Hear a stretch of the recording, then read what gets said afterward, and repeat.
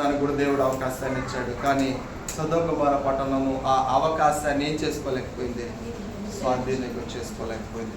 మనకు కూడా దేవుడు ఒక అవకాశాన్ని ఇచ్చి పెట్టే ఉంటాడు. ఎప్పుడైనా సరే అది పట్టణానికైనా సంఘానికైనా ఒక విశ్వాసికైనా ఎప్పుడైనా సరే ఒక అవకాశాన్ని దేవుడు పెట్టే ఉంటాడు. దేవుడు నువ్వు పాపివని, నువ్వు నరహంతకుడు అని, నువ్వు అబద్ధికుడు అని, నువ్వు నిర్దోషివని ఆయన ఎప్పుడు కూడా నీ చెయ్యి వదలడు. ఏదో ఒక్క రోజన్నా నా బిడ్డ నన్ను తెలుసుకోకుండా పోదు, ఏదో ఒక రోజు ఈ సంఘము నన్ను తెలుసుకోకుండా పోదు, ఏదో ఒక రోజు ఈ పట్టణము నా గురించి తెలుసుకోకుండా పోదు అని దేవుడు ఎప్పుడు కూడా ఒక అవకాశాన్ని పెట్టే ఉంటాడు. సొదొమ గొమొర్రా పట్టణానికి కూడా అవకాశాన్ని పెట్టాడు. ఎక్కడికి పెట్టాడో తెలుసా? అబ్రాహాం దగ్గరికి వెళ్ళాడు. అబ్రాహాం దగ్గరికి వెళ్ళి అడిగితే అబ్రాహాం అన్నాడు, 100 మంది నుంచి దించుకుంటూ వచ్చాడు కిందకి. అయ్యా ఇంతమంది ఉంటే వదిలేస్తావా, అయ్యా ఇంతమంది ఉంటే వదిలేస్తావా అని అన్నాడు. విశ్వసిస్తే ఊరిని నేనేం చేసేస్తానా, వదిలేస్తా, క్షమించేస్తా. వాళ్ళందరూ కూడా క్షమాపణ పొందగలిగితే ఆ పట్టణాన్ని నేనేం చేసేస్తానా, వదిలిపెడతా, క్షమించి వదిలిపెడతా అన్నాడు. కానీ ఒక్కడైనా నువ్వు రక్షణ పొందలేదు. దేవదూతల వాళ్ళ ఊర్లోకి వెళ్తేనే దేవదూతలనే ఏం చేయాలనుకున్నారు, వాళ్ళ పాడు చేయాలనుకున్నారు. ఎంత ఘోరానికి దిగజారిపోయిందో సొదొమ గొమొర్రా పట్టణం ఒకసారి మనము ఆలోచించాలి. ఆ ఊరు అనుకున్నాము, సంఘం అనుకున్నాము, ఒక వ్యక్తి అనుకుంటున్నాము. మనం వ్యక్తిగాను సంఘంగాను ఒక గ్రామంగాను మనం ఉన్నప్పుడు మనకు వర్తించేటటువంటి ఒక వ్యక్తిగా ఒక సంఘంగా మనం ఎలా ఎదగబడాలంటే సొదొమ గొమొర్రా పట్టణము వాళ్ళే కఠినంగా మార్చబడిపోయి కనీసం దేవుని సన్నిధి మన మధ్యలో ఉన్నప్పటికీ, దేవుని సేవకులు మన మధ్యలోకి వస్తున్నప్పటికీ, దేవుని దూతలు మన మధ్యలోకి పంపబడుతున్నప్పటికీ తిరిగి వాళ్ళ మీదకే మనం రిటర్న్ అయ్యామనంటే ఈ సంఘము ఏ రోజుకైనా ఏమైపోద్ది, కూలిపోద్ది. అందుకే అబ్రాహాం అన్నాడు, అయ్యా ఒక 50 మంది ఉంటే నువ్వు క్షమించేస్తావా దాన్ని, ఒక 10 మంది ఉంటే దాన్ని క్షమించేస్తావా అని ఒక సేవకుడు అడుక్కున్నాడు. ఈ రోజు కూడా సంఘములో ఉన్నటువంటి సేవకుడు అడుక్కుంటుంటాడు, ప్రభువా సంఘం ఎలాగుంది, సంఘ విశ్వాసాలు ఎలాగున్నారు, సంఘం ఏ విధంగా ప్రోక్షింపబడుతూ ఉంది, అయ్యా దయచేసి నువ్వు సంఘాన్ని మన్నించినంతే దేవుడు అడుగుతుంటాడు సేవకుడు. దయచేసి మనం గమనించాల్సింది ఏంటంటే నేనే పట్టణస్థులు ఏ విధంగా మార్పు చెందారో మనం కానీ సంఘం కానీ మార్పు చెందడానికి అవకాశం ఉండాలి. ఎందుకంటే మీరు ప్రకటన గ్రంథంలో చదువుతూ పోతే 7 సంఘాలకు అక్కడ మాటలు రాయబడి ఉంటాయి. నీలో నాకు ఒకటి ఏమవుపడుతుంది, ఒక చెడు కనపడుతుంది. బాగా చూడండి, మీరు ఆ సంఘాలన్నీ చదువుకుంటారండి. ఏదో ఒకటి ఆ సంఘానికి ఏం చూపిస్తుంటుంది అక్కడ, నీలో ఇలాంటివి ఉన్నాయి, దాన్ని సరి చేసుకో. నీ సంఘములో ఇలాంటిది జరుగుతుంది, దాన్ని సరి చేసుకో. ఒక మనిషి అనిందా, ఒక మనిషి అయ్యా పలానా మోసే విధంగా ఉన్నాడు అయ్యా సంఘంలో అని రాయబడింది అక్కడ? లేదు. సంఘమా, నీ సంఘములో ఇలాంటి కొరతలు చాలా ఉన్నాయి, దయచేసి వాటిని నువ్వేం చేసుకో, సరి చేసుకో. సంఘములతో ఆత్మ చెప్తున్న మాట నువ్వేం చేయాలి, వినాలా. వినలేదని అంటే ఆ సొదొమ గొమొర్రా పట్టణం ఏ విధంగా పాడైపోయిందో, ఏ విధంగా కాల్చబడిపోయిందో, అదే విధంగా నీ కుటుంబం కానీ, నీ సంఘం కానీ, నీ పట్టణం కానీ దేవుని దృష్టికి ఏమైపోతుంది, కాలిపోతుంది. దేవుడు ఎవరంట, కోసం పరిశుద్ధుడు. కీర్తనలు మనం చదివాం కదా, అయ్యా నువ్వు పరిశుద్ధుడివే, నీ పరిశుద్ధ ఆలయానికి నేను వచ్చినప్పుడు నేను కూడా ఏ విధంగా రావాలా, ఎవరైనా సరే, అది నేనైనా ఎవరైనా. జక్రయ్య ఏం చేశాడు, జక్రయ్య ఎక్కడికి వెళ్ళాడంట, ప్రతి వారానికి ఒకరు పోవాలి, లోపలికి పోవాలా దూపం వేయడానికి. ఎక్కడికి వెళ్ళాలా, ప్రతి వారం ఒకరు పోవాలి దూపం వేయడానికి పోవాలా. దూపం వేయడానికి పోతే అందరూ పోతున్నారు వస్తున్నారు, అందరూ పోతున్నారు వస్తున్నారు. ఒకరోజు ఎవరు వంతు వచ్చిందంట, జక్రయ్య వంతు వచ్చిందంట. సరే సంతోషంగా బాగానే వెళ్ళాడు, లోపలికి వెళ్ళాడు. లోపలికి వెళ్ళిపోతే దూపం వేస్తున్నాడు. దేవుని చాలా విశ్వాసం కలిగిన వాడే, ఆయన దూపం వేస్తున్నాడు. దూపం వేస్తుంటే దేవదూత ప్రత్యక్షమై ఆయనతో మాట్లాడింది. ఆయనతో మాట్లాడిన మాట ఒక మాట చెప్పింది, జక్రయ్య నీ భార్య గొడ్రాలు అనబడదు, నీ భార్య ఒక కుమారుని కనబోతుంది అని చెప్పాడంట దేవదూత. అయితే జక్రయ్యకి ఏం కలిగింది, నమ్మాడా? దేవదూత నిలబడుకొని చెప్తుంది, నమ్మాడా జక్రయ్య? నమ్మలేదు, అనుమానించాడు, అవిశ్వాసంగా ఆలోచించాడు. ఆలోచించిన వెంటనే దేవదూత చెప్పింది, నువ్వు అనుమానించావు కనుక నువ్వు ఇప్పటి నుంచి బయటికి వెళ్ళావు, ఇక్కడి నుంచి నువ్వేం చేయలేవు, మాట్లాడలేవు. ఏం జరిగింది అక్కడ, దేవుణ్ణే మనం వ్యతిరేకిస్తే ఏం జరుగుతుంది ఇక్కడ? దేవుని మాటనే మనం అనుమానిస్తే ఏం జరుగుతుంది ఇక్కడ? కానీ మనందరం అనుకుంటాము, దయచేసి ప్రియమైన సహోదరుడా, ఏం కావడం లేదు, ఏమీ కావడం లేదు. పాస్టర్లు చెప్తా ఉంటారు, ఏమీ కాదు, ఏమీ జరగదు, కాకపోతే వాళ్ళు చెప్పి మనల్ని బిత్తర పెడుతుంటారు, ఏం కాదు అనుకోకండి. ఇవన్నీ కూడా ఏమున్నాయంట, ఇదేనంటే ఇదే జీవ గ్రంథం. మనం చేస్తున్న ప్రతిది కూడా ఏట ఉందంట.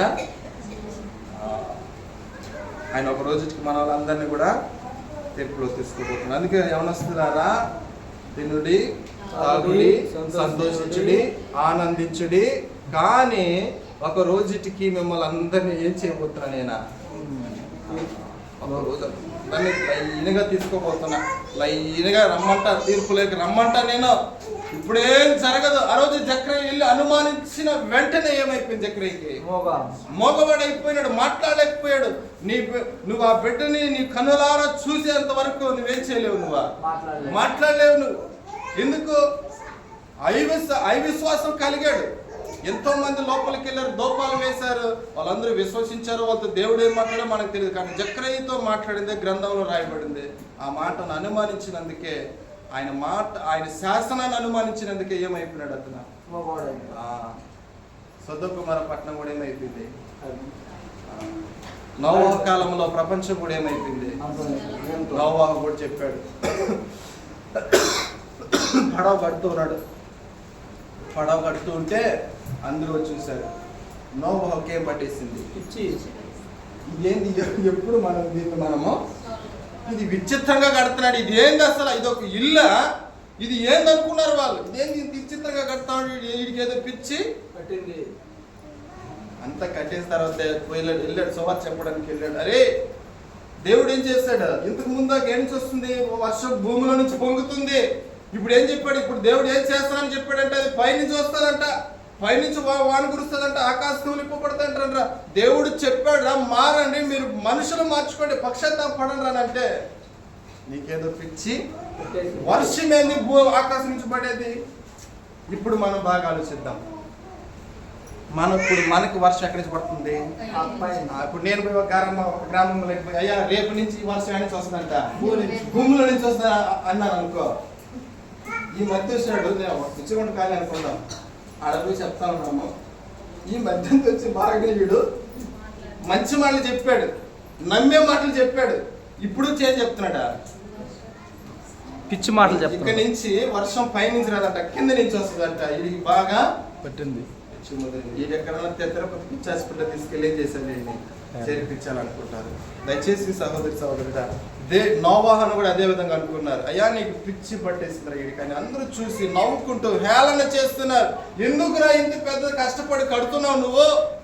ఏం జరగదు, దేవుడు శాసనాన్ని శాసిస్తే జరిగిపోద్దా అని అనాలోచనగా, అవిశ్వాసంగా జక్రయ్య ఏ విధంగా అయితే దేవదూత మాటను అనుమానించాడో అదే విధంగా వీళ్ళందరూ కూడా అనుమానించారు. భూమి మీద ప్రచండ వర్షాన్ని దేవుడు కురిపించాడు. ఎన్నడూ లేని వర్షాన్ని దేవుడు భూమి మీద కురిపించాడు. ఆయన మాట నోట నుంచి వచ్చిన మాట, శాసనం ఏది కూడా జరగకుండా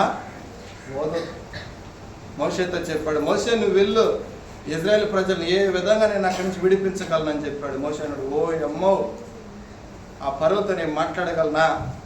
వాళ్ళతో నేను జయించగలనా? వాళ్ళు మాట్లాడే మాటలకు నేను అసలు సమాధానం చెప్పగలనా అన్నాడు. మోషేతో అన్నాడు, మోషే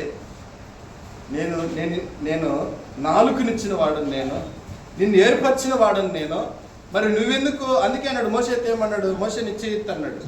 ఏమైపోయింది? కుష్ఠ వ్యాధి కలిగిపోయింది చెయ్యికి. మోషే చెయ్యొద్దు అన్నాడు, చెయ్యొద్దు పైకెత్తు అనగానే ఏమైపోయింది? చెయ్యట్టే కుష్ఠ వ్యాధి కలిగిపోయింది. భయపడిపోయాడు. అయ్యో ఎందుకు దాని ఆ యొక్క సాక్ష్యాన్ని, ఆ యొక్క విషయాన్ని దేవుడు ఎందుకు చూపించాడంటే, మోషే నువ్వు వెళ్ళి ఎక్కడికి వెళ్ళానంటే, అయ్యా నేను మాట్లాడలేను, నా వల్ల కాదని నచ్చి నాకు నేను మాట్లాడదా మారగానే అన్నాడు, నా వల్ల కాదని అక్కడికి. అప్పుడు అన్నాడు మోషే చేతి పైకండి, నేనేం చేయగలను తెలుసా? నీ చెయ్యి నేను కుష్టిగా చేయగలను, నీ కుష్టి బట్టి నా చేయిని మళ్ళీ బాగు చేయగలను, మరి నీ నాలుకని నేను సరళం చేయలేనా? దేవుడు ప్రత్యక్ష సాక్ష్యాలు చూపించాడు ఆ రోజుల్లో. ఈరోజు దేవుడు ప్రత్యక్ష సాక్ష్యాలు చూపిస్తాడు. ఒక సామెత పెట్టినది ఒక అమ్మగారు నాకు, రహస్యమైన ప్రార్థన ఎవరంటారు? అనుమానమా? ఈ మళ్ళీ దేవుడు అని అంటున్నారు. రహస్య ప్రార్థన ఎవరంటారు? అందరూ చెప్పండి ఒకసారి బాగా, ఎందుకంటే దీనికి జవాబు ఒకటి ఉంది. రహస్య ప్రార్థన ఎవరంటారు? బాగా చెప్పండి చెప్పండి. అది పాటలు అంటుంటాడు మనం, చిన్న పాట ఏదది, గుండె మింద యేసు ఏదది, చెప్పండి అని రోజులు మిమ్మల్ని చెప్పండి అలా లేదా? చెప్పండి అమ్మలు అయ్యో అలా చెప్పండి, ఒక సూరు నోరు తెరిచి చెప్పండి. రహస్య ప్రార్థన వాక్యం అండి అది. రహస్య ప్రార్థన ఎవరు ఉంటాడు? దేవుడే వింటాడా? దేవుడు అంటాడు అన్నాడా?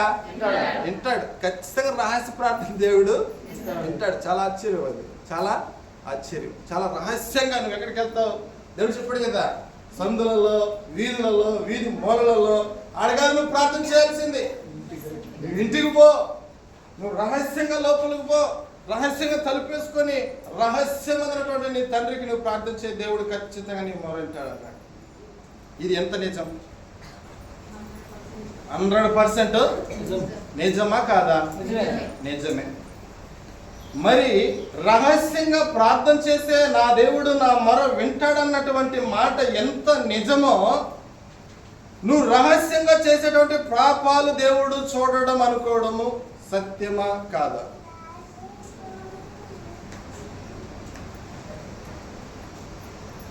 మనం అనుకున్నాం కదా, రహస్యంగా చేసే ప్రార్థన ఖచ్చితంగా దేవుడు వినేస్తాడని.